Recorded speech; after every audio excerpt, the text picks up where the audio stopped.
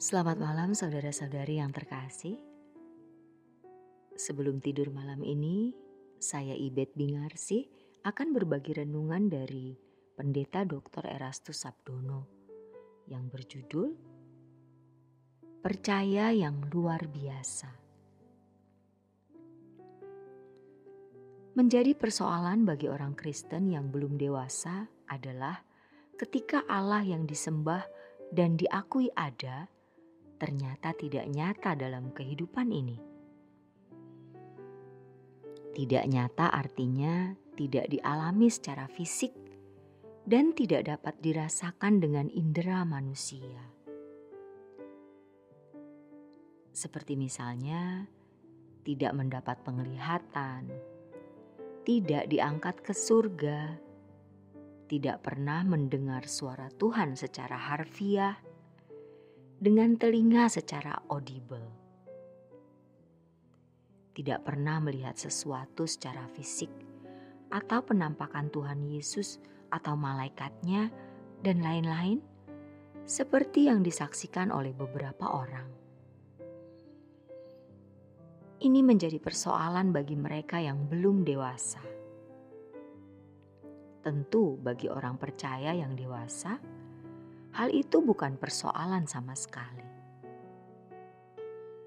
Mengapa menjadi persoalan? Kesalahan ini terjadi dalam kehidupan orang percaya karena menganggap bahwa memiliki pengalaman nyata secara harfiah dengan Allah sebagai tanda ciri kedewasaan rohani, di mana pengalaman-pengalaman tersebut dipandang sebagai ciri orang yang istimewa di hadapan Allah dan lebih dikasihi Allah dibanding dengan yang tidak mengalaminya. Seolah pengalaman dengan Tuhan menjadi tidak lengkap ketika ia tidak dapat dialami dengan cara demikian. Orang Kristen yang percaya kepada Tuhan hanya karena tanda-tanda lahiriah atau hal-hal yang bersifat spektakuler adalah orang Kristen yang invalid. Seperti seorang cacat fisik yang membutuhkan kayu penopang. Tuhan berkata, "Berbahagialah orang yang percaya walau tidak melihat." Yohanes 20 ayat 29. Justru menurut pernyataan Tuhan kita, orang yang tidak melihat atau tidak mengalami hal-hal yang bersifat lahiriah namun percaya, berarti berbahagia atau beruntung. Hal ini menunjukkan bahwa kalau mereka tidak mengalami pengalaman-pengalaman harfiah secara fisik, itu bukan berarti kualitas rohaninya lebih rendah. Jika tidak pernah punya pengalaman spektakuler, hendaknya kita tidak merasa memiliki kehidupan rohani yang lebih rendah, apalagi berpikir bahwa kita kurang dikasihi Allah. Orang percaya harus bertumbuh dewasa, belajar mempercayai Allah tanpa tanda-tanda lahiriah. Kualitas percaya seseorang kepada Tuhan bukan terletak pada keyakinannya pada kuasa Allah yang dapat mengalir dan dapat dialami. Sehingga orang biasanya bukan hanya meyakini bahwa Allah itu berkuasa, melainkan juga meyakini Allah pasti mengalirkan kuasanya itu. Secara tidak langsung, dia mau mengatur dan memaksa Allah. Dengan menggunakan nama Yesus, seolah Allah tidak berdaya dan akan menuruti keinginan seseorang. Ini merupakan praktik yang keliru berkaitan dengan penggunaan nama Tuhan.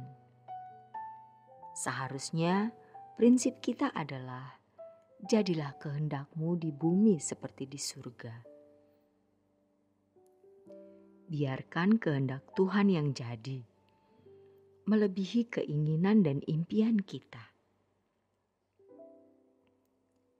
Alkitab memang berkata bahwa apapun yang kita minta dalam nama Tuhan akan dilakukan olehnya.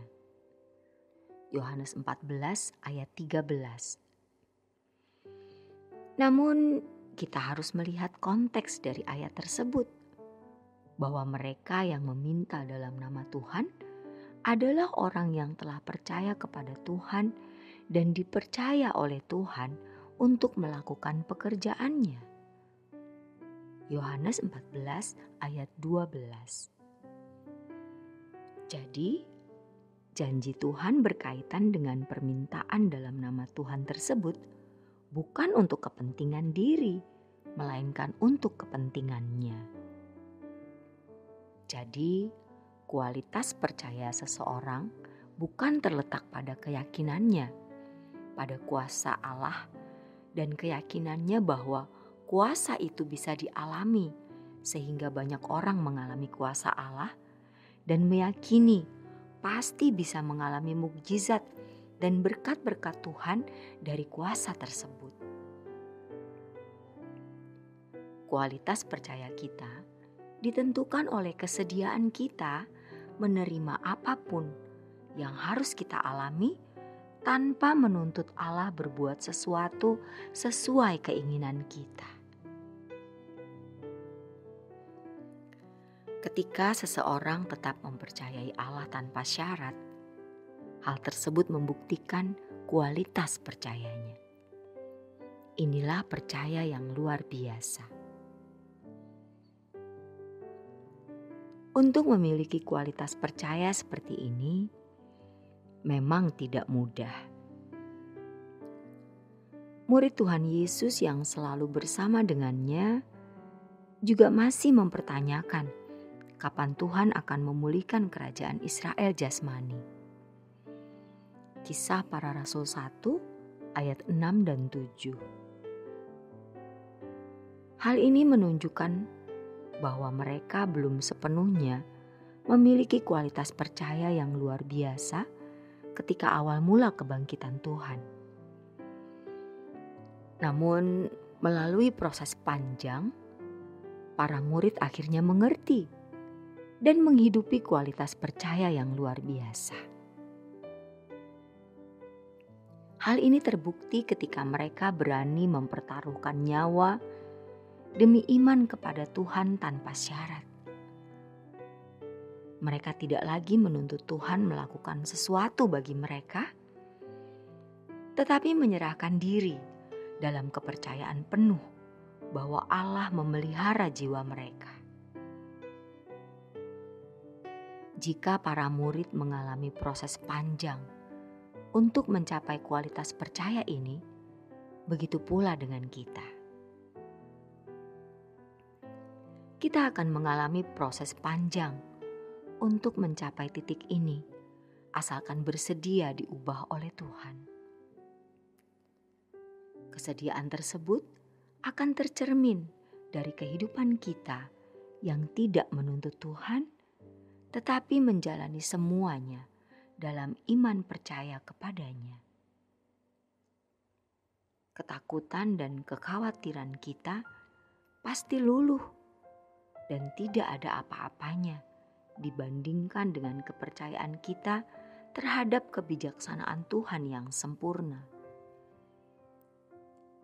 Inilah yang akan membawa kita memiliki kualitas percaya yang luar biasa, sehingga kita bisa mengikuti jejak Tuhan.